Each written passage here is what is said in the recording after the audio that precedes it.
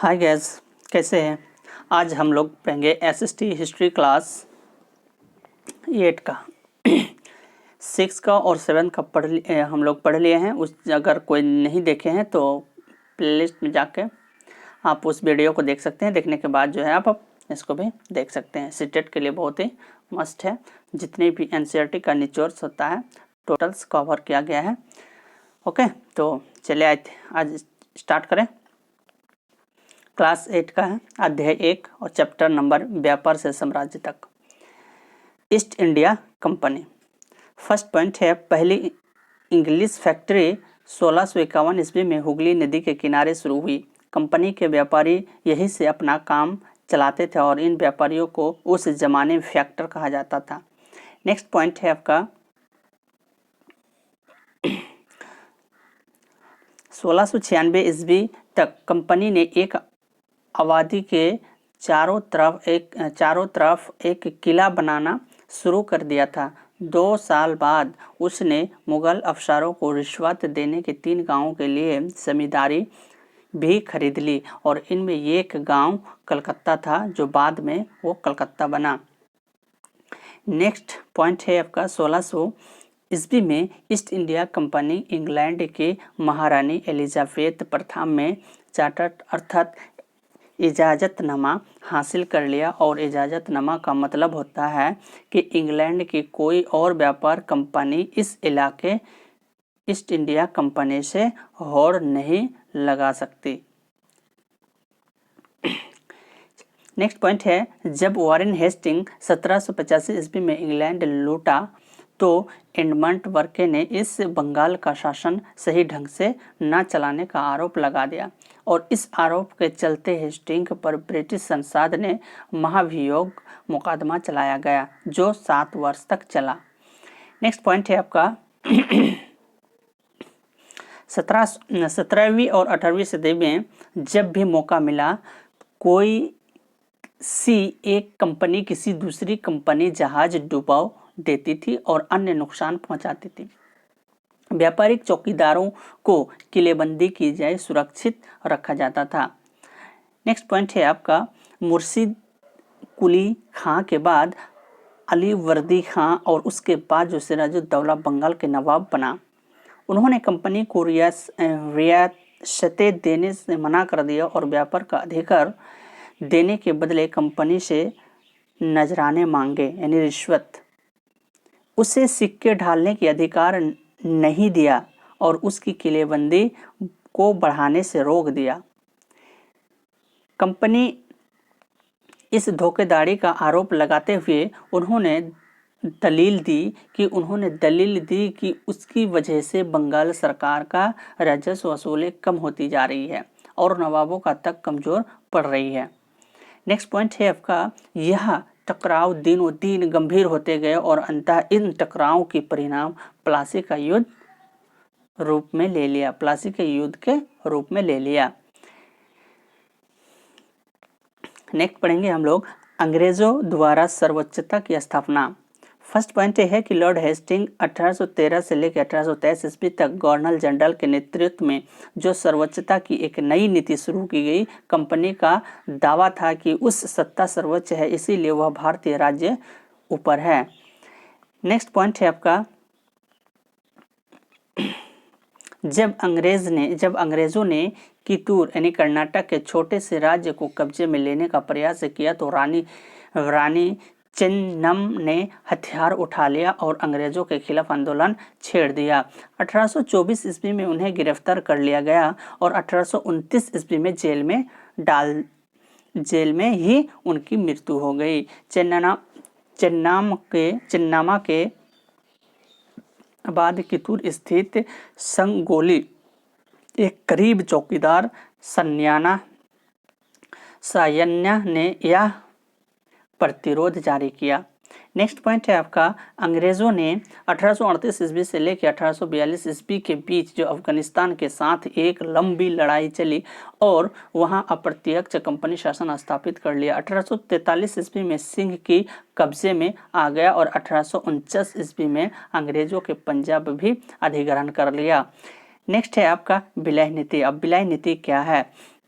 तो अधिग्रहण की आखिरी लहर 1848 ईस्वी में 1856 ईस्वी के बीच जो गवर्नर जनरल बने लॉर्ड डलहौजी के शासनकाल में चली, तो लॉर्ड डलहौजी की एक नई नीति अपनाई और नई नीति अपनाई जिसे विलय नीति के नाम से जानते हैं। यह सिद्धांत इस तर्क का अधिकार था कि जहां किसी शासक मृत्यु हो जाती तो उसका कोई पुरुष वारिस नहीं है तो उसकी रियासत हड़प ली जाएगी। नेक्स्ट पॉइंट है आपका, इस सिद्धांत के आधार पर एक के बाद एक नई नीति रियासतों 1848, सबालपुर 1850 और उदयपुर 1852 और नागपुर 1853 और झांसी 1854 अंग्रेजी के हाथ में चली गई। नेक्स्ट पॉइंट है आपका 1856 कंपनी की अवध को भी अपने नियंत्रण में ले लिया। अब नेक्स्ट चैप्टर हम लोग पढ़ेंगे कि अध्याय 2 में कि ग्रामीण क्षेत्र पर शासन चलाना कैसा। ओके, तो नेक्स्ट पॉइंट है कि 12 अगस्त 1765 को गुलाम बादशाह ने ईस्ट इंडिया कंपनी को बंगाल का दीवाना तैनात किया। नेक्स्ट पॉइंट है आपका, कंपनी कोशिश करती थी कि वह ज़्यादा से ज़्यादा राजस्व हासिल करे और कम से कम कीमत पर यह बढ़िया सूती और रेशमी कपड़ा खरीदे। नेक्स्ट पॉइंट है आपका, यह 1865 से पहले ब्रिटिश ने सोने और व चांदी का आयात करती थी। नेक्स्ट पॉइंट है, कंपनी ने 1793 ईस्वी में अस्थायी बंदोबस्त लागू किया और इस बंदोबस्त की शर्तों के हिसाब से राजाओं और ताकतवरों को जमींदारों के रूप में मान्यता दी गई और उन्हें किसानों से लगन वसूलने और कंपनी को राजस्व देने का जिम्मा सौंपा गया। नेक्स्ट पॉइंट है आपकी, नई व्यवस्था के रूप में हॉल्ट मैकेंजी नामक अंग्रेज ने राजस्व इकट्ठा करने और उससे कंपनी को सौंपने का जिम्मा जमींदार के बजाय गांव के मुखिया को सौंप दिया और इन व्यवस्था को महलवाड़ी बंदोबस्त के नाम दे दिया गया। नेक्स्ट पॉइंट है आपका, मुनरो व्यवस्था। तो रीड और मुनरो की लगता था कि दक्षिण परंपरागत जमींदार नहीं थे, इसीलिए सीधे किसानों रियायतों से ही बंदोबस्त करना चाहिए और मुनरो का मानना था कि अंग्रेजों का पिता भी भांति किसानों की रक्षा करनी चाहिए। नेक्स्ट पॉइंट है आपका, यूरोप के लिए फसलें। तो 18वीं सदी के आखिर तक कंपनी ने अफीम और नील की खेती पर जोर लगा दिया और इसके बाद जो 150 साल अंग्रेज देश के विभिन्न राज्यों में यानी विभिन्न भागों किसी न किसी फसल के लिए किसानों को मजबूर करते थे। नेक्स्ट पॉइंट है आपका, बंगाल के पटसन, आसाम में चाय और संयुक्त प्राप्त आधुनिक उत्तर प्रदेश में गन्ना और पंजाब में गेहूं, महाराष्ट्र और पंजाब में कपास, मद्रास में चावल होती थी। 19वीं सदी के ब्रिटेन ने गोरिस के छप्पों पर इस्तेमाल किया गया और नीला रंग भारत में उगने वाले नील के पौधे से ही तैयार किया गया होगा और उस समय भारत दुनिया में नील का सबसे बड़ा स्रोत था। नेक्स्ट पॉइंट है आपका, भारतीय नील की मांग। नील का पौधा मुख्य रूप से उष्णकटिबंधीय इलाके में ही उगता है। नेक्स्ट पॉइंट है आपका, यूरोपीय कपड़ा। यूरोपीय जो कपड़ा उत्पादकों बैगनी और नीले रंग के लिए बोर्ड नामक एक पौधे पर निर्भर रहना पड़ता था और बोर्ड पौधा शीतोष्ण क्षेत्र में उसका था, इसीलिए यूरोप आसानी से मिल जाता था। नेक्स्ट पॉइंट है आपका, नील की खेती के 2 तरीके थे, एक निज एक रियासती।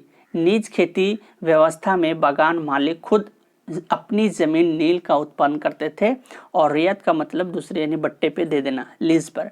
तो रियायत व्यवस्था के तहत जो बागान मालिक रियायत के साथ एक अनुबंधन यानी सट्टा जिसे कहते हैं करते थे और कई बार जो है गांव के मुखिया को भी रियायतों के तरफ से समझौता करने के लिए बाध्य कर देते थे। जो अनुबंधन पर दस्तखत कर देते थे उन्हें नील उगाने के लिए कम ब्याज दर पर बागान मालिकों के नगद कर्ज मिल जाता था और कर्ज लेने वाले रियासत को अपनी कम से कम 25% जमीन पर नील की खेती होती थी। बागान मालिक बीज और उपकरण मुहैया कराते थे। जब वह मिट्टी को तैयार करना, बीज बोने और फसल की देखभाल करने का जिम्मा काश्तकारों के ऊपर रहता था। नेक्स्ट चैप्टर है आपका यानी अध्याय 3 उपनिवेशवाद। चलिए उपनिवेशवाद के बारे में आज हम लोग पढ़ेंगे। तो ब्रिटेन ने भारत को उपनिवेश बनाने के बाद वह हित साधने के लिए समाज के प्रभावी वर्गों से संपर्क साधने का प्रयास किया और इस कार्य के लिए कामयाबी भी मिली, लेकिन कुछ वर्ग से यह संपर्क के बाद ये कर वर्ग अपने हित साधने में गए और जिसका प्रत्यक्ष अप्रत्यक्ष किसान, मजदूर और आदिवासी वर्ग में पड़ा। नेक्स्ट पॉइंट है आपका अंग्रेजों के आने से पहले बहुत सारे इलाके पर मुखियाओं महत्वपूर्ण स्थान होता था और उनके पास जो औरों से ज़्यादा अधिक ताकत होती थी और वे अपने इलाके पर नियंत्रण रखते थे। कई जगह उनकी अपनी पुलिस होती थी और वे जमीन और उन प्रबंधनों के स्थायी नियमित खुद बनाते थे। नेक्स्ट पॉइंट है आपका ब्रिटिश शासन के तहत आदिवासियों मुखियाओं में कामकाज अधिकारी काफ़ी बदल गए थे और उन्हें कई गांव जमीन का मालिकाना हक तो मिल रहा था, लेकिन उसकी शासकीय शक्तियां छीन ली गई और उन्हें ब्रिटिश अधिकारियों द्वारा बनाए गए नियमों को मानने के लिए बाध्य कर दिया गया। नेक्स्ट पॉइंट है आपका ब्रिटिश यानी अंग्रेज चाहते थे कि घुमंतु आदिवासियों के लिए समूह एक जगह स्थायी रूप से रहे और खेती करे। अस्थायी रूप से एक जगह रहने वाले किसानों को नियंत्रण करना आसान था और अंग्रेज अपने शासन के लिए आदमी का नियमित स्रोत भी चाहते थे और फलस्वरूप उन्होंने ज़मीन के बारे में कुछ नियम लागू कर दिया और उन्हें ज़मीन के बारे में कुछ नियम लागू कर दिए। उन्होंने ज़मीन को माफ कर प्रत्येक व्यक्ति का हिस्सा तय कर दिया। नेक्स्ट पॉइंट है आपका उन्होंने यह भी तय कर दिया कि किसे लगान देना होगा और कुछ किसानों को भूस्वामी और दूसरों को पट्टेदार घोषित कर दिया और झूम काश्तकारों को अस्थायी रूप से बसाने की अंग्रेजी की कोशिश बहुत कामयाब नहीं रही। नेक्स्ट चैप्टर है आपका अध्याय 4 चैप्टर्स नंबर महिलाएं, जाति और सुधार। पॉइंट है कि हिंदू समाज में जो कुरीतियाँ थी उन्हें कारण स्त्रियां की दुर्दशा हो गई थी। उन्होंने कुरीतियाँ जैसे जाति प्रथा, बाल विवाह आदि का प्रभाव जीवन पर महिलाओं को झेलना पड़ता था। परिवार में पुत्री का जन्म होने पर शोक मनाया जाता था, आम बात थी। विद्यालयों का जीवन अत्यंत कष्टमय था। नेक्स्ट पॉइंट है आपका कि राजा राम मोहन राय और सती प्रथा का विद्रोह करना स्टार्ट कर दिया। तो पॉइंट है कि राजा राम मोहन राय को भारतीय पुनर्जागरण का अग्रदूत और आधुनिक भारत का जनक कहा जाता है। नेक्स्ट पॉइंट है आपकी राजा राम मोहन राय ने 20 अगस्त 1828 को ब्राह्मण समाज की स्थापना की और राजा राम मोहन राय ने प्रयासों द्वारा ही लॉर्ड विलियम वेस्टिक ने 1829 ईस्वी में अधिनियम 17 पारित कर सती प्रथा पर रोक लगा दी। नेक्स्ट पॉइंट है ब्राह्मण समाज में बाल विवाह और बहु विवाह को अनुचित एवं विधवा विवाह को उचित ठहराया था। नेक्स्ट पॉइंट है आपका कि आत्माराम पांडुरंग और विधवा विवाह। तो ब्राह्मण समाज के आधार पर ही 1867 ईस्वी में महाराष्ट्र के प्रार्थना समाज की स्थापना हुई और इसे संस्थापक आत्माराम पांडुरंग थे। नेक्स्ट पॉइंट है आपका कि प्रार्थना समाज ने जाति व्यवस्था का विरोध किया और अंतरजातिवाद विवाह स्त्री शिक्षा पर अधिक बल दिया। 1861 ईस्वी में महादेव गोविंद और रानाडे ने महाराष्ट्र के विधवा विवाह के प्रचार के लिए विडो रीमैरिज जो एसोसिएशन की स्थापना की। नेक्स्ट पॉइंट है आपका कि दयानंद सरस्वती और समाज सुधार। आधुनिक भारत में सामाजिक और धार्मिक पुनर्जागरण लाने का दयानंद सरस्वती द्वारा 1875 स्थापित आर्य समाज की महत्वपूर्ण भूमिका रही और दैनिक ग्रंथों का अध्ययन कर दयानंद सरस्वती ने दयानंद सरस्वती ने निष्कर्ष निकाला कि हिंदू धर्म में प्रचलित अनेक परंपराएं और प्रथाएं हिंदू धर्म की भावना विपरीत है। नेक्स्ट पॉइंट है कि उसका विश्वास था कि दैनिक धर्म का प्रचार वैदिक धर्म के प्रचार से ही समाज और देश का कल्याण हो सकता है।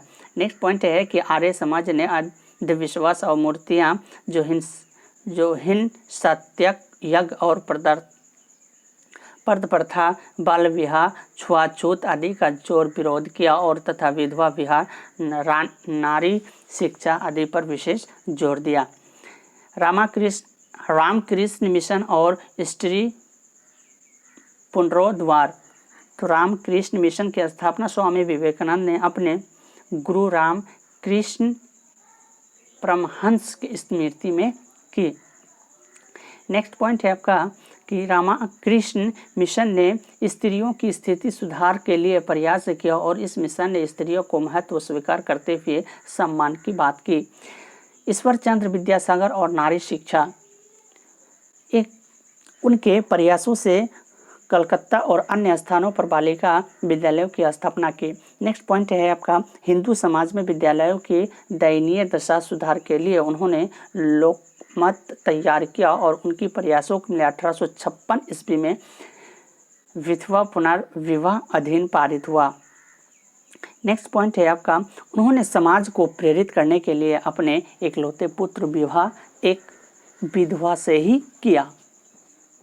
बदरुद्दीन तैयबाजी ने मुसलमानों के बाल विवाह और बहुविवाह पर्दा के कुरीतियों के विरोध किया और इन्हें दूर करने का प्रयास किया।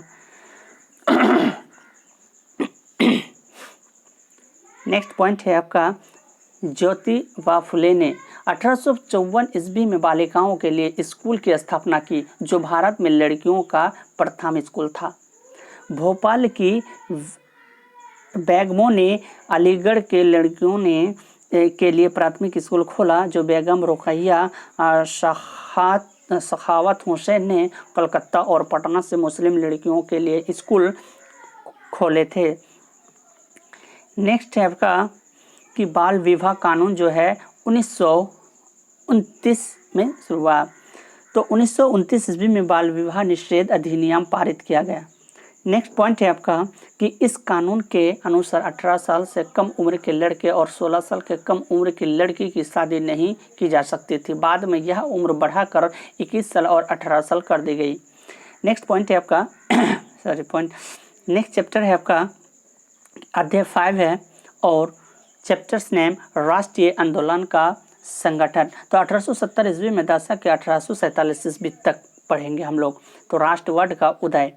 तो राष्ट्रवाद का उदय फर्स्ट पॉइंट है 1878 ईस्वी में आर्म्स एक्ट पारित हुआ और जिसके जरिए भारतीयों के अपने आसपास हथियार रखने का अधिकार छीन लिया गया। नेक्स्ट पॉइंट है कि उसी वर्ष जो वर्नाक्यूलर फ्रेश एक्ट भी पारित किया गया जिसमें सरकार की आलोचना करने वाले चुप करा जा सके। नेक्स्ट पॉइंट है आपका रोलेट सत्याग्रह।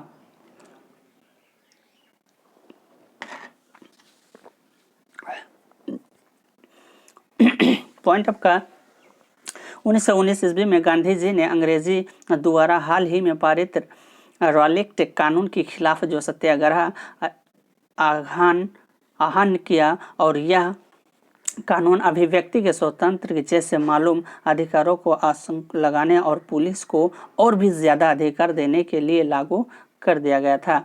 नेक्स्ट पॉइंट है आपका गांधी जी ने लोगों के आह्वान किया कि ये विरोध 6 अप्रैल 1919 को अहिंसक विरोध दिवस के रूप में अपमान और याचना दिवस के रूप में मनाया जाए। नेक्स्ट आपका है खिलाफत आंदोलन और असहयोग आंदोलन। भारतीय मुसलमान चाहते थे कि पुराने ओटोमन और साम्राज्य में स्थित पवित्र मुस्लिम स्थानों पर खलीफा का नियंत्रण बना रहना चाहिए। नेक्स्ट पॉइंट है आपकी खिलाफत आंदोलन नेता मोहम्मद अली और शौकत अली अब एक सर्वव्यापी असहयोग आंदोलन शुरू करना चाहते थे। नेक्स्ट पॉइंट है कि 1921 से लेकर 22 ईस्वी के दौरान असहयोग आंदोलन के और गति मिली और हजारों विद्यार्थियों ने सरकारी स्कूल कॉलेज छोड़ दिए। नेक्स्ट है डंडी मार्च। तो 1930 ईस्वी में गांधी जी ने ऐलान किया कि यह नमक दंडी के लिए यहाँ निकलेंगे। नेक्स्ट है कि गांधी जी उनके अनुयायी साबरमती 240 किलोमीटर दूर स्थित डंडी तक पैदल चलकर गए और वहाँ उन्होंने तट पर बिखरा हुआ नमक इकट्ठा करते हुए नमक कानून का सार्वजनिक उल्लंघन किया था। भारत छोड़ो आंदोलन। तो कांग्रेस ने बम्बे अधिवेशन में 8 अगस्त 1942 को भारत छोड़ो प्रस्ताव पारित किया।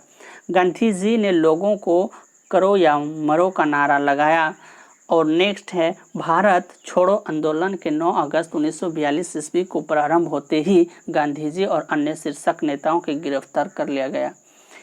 नेक्स्ट है कि आंदोलन के प्रति ब्रिटिश सरकार की दमनात्मक नीति के विरोध गांधी जी ने आगा खां पैलेस 10 फरवरी 1943 ईस्वी को 21 दिन के उपवास की घोषणा कर दी। नेक्स्ट है कि गांधी जी को ब्रिटिश सरकार ने उसके खराब स्वास्थ्य के कारण 6 मई 1944 को जेल से रिहा कर दिया और मुस्लिम लीग की भारत छोड़ो आंदोलन का समर्थन तो नहीं किया लेकिन तटस्थ के रूप अपनाया। नेक्स्ट चैप्टर है आपका अध्याय यानी 6 और स्वतंत्र के बाद स्वतंत्र विदेशी नीति। तो फर्स्ट पॉइंट है कि 1950 से 60 के दशकों में शीतल युद्ध का उदय हुआ और शक्तिशाली देशों के बीच प्रतिद्वंदी पैदा हुई। जो अमेरिका व सोवियत संघ के बीच जो वैचारिक टकराव गहरे होते चले गए। नेक्स्ट पॉइंट, दोनों देशों में अपने अपने समर्थक देशों को मिलाकर सैनिक गठबंधन बना लिया और प्रधानमंत्री जवाहरलाल नेहरू नौसैनिक भारत के विदेश मंत्री भी थे। नेक्स्ट पॉइंट है आपका, उन्होंने इस संदर्भ में जो स्वतंत्र भारत की विदेश नीति की रूपरेखा तैयार की वह गुटनिरपेक्ष आंदोलन इस विदेश नीति को मालूम आधार किया था।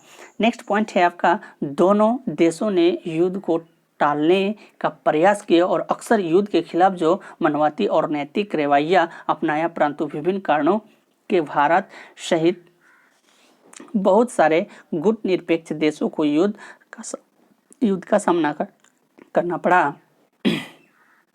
नेक्स्ट है कि गांधी की हत्या। ठीक है, तो 1947 ईस्वी में स्वतंत्र के बाद देश के विभाजन गांधी जी को निराश किया था। देश के दौरान उनकी सक्रियता को देखते हुए माउंटबेटन ने उन्हें वन मैन आर्मी कहा। अब पाकिस्तान को रोकड़ बाकी दिलाने के लिए गांधी जी ने कांग्रेस के नेताओं को राजी किया और इस मसले पर उन्हें आमरण अनशन भी किया और उनकी प्रार्थना सभा कुरान की आयतें पढ़ी गई और इस कर्मों के कट्टरपंथी हिंदुओं ने पसंद नहीं किया और तनाव माहौल में 30 जनवरी 1948 ईस्वी को नाथूराम गोडसे ने महात्मा गांधी की हत्या दिल्ली में कर दी और पंडित जवाहरलाल नेहरू ने इस अवसर पर कहा कि हमारे जीवन से प्रकाश बुझ गया। चलिए, आई थिंक यहीं से कंप्लीट होता है हम लोग का हिस्ट्री क्लास 8 का, और इसको अच्छी तरह से पढ़ लीजिए, बार बार दोहराइए, देखिए, सीटेट के लिए बहुत ही फ़ायदेमंद होगा। आपका हिस्ट्री कंप्लीट होता है, 6 और 7 और 8 तीनों क्लास कंप्लीट हो गया है और इसको देखते रहिए। इसके बाद आएगा ज्योग्राफी के बाद आएगा सिविक्स, वो भी 3 पार्ट का ही आएगा और उसके बाद प्रीवियस क्वेश्चन बनाते रहना। और किसी को भी अगर सीटेट हो, बीटेट हो या फिर ईपीटेट कंप्लीट नोट्स अगर लेनी है तो व्हाट्सअप मैसेज कर सकते हैं 8877624406। तब तक के लिए thank you. Okay, bye bye.